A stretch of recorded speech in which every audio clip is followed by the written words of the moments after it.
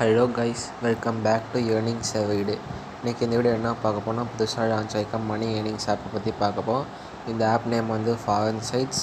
வாங்க இந்த ஆப்போட இன்டர்ஃபேஸ். வாங்க இந்த ஆப்பை வந்து எப்படி யூஸ் பண்ணுறது, எப்படி சைன்இன் பண்ணி லாகின் பண்ணுறது எல்லாம் பார்ப்போம். இதை வந்து உங்கள் மொபைல் நம்பர் கொடுத்து மொபைல் நம்பர் ஃபில் பண்ணிக்கோங்க. இதை வந்து லாகின் பாஸ்வேர்டை கொடுத்து லாகின் பாஸ்வேர்டை ஃபில் பண்ணிக்கோங்க.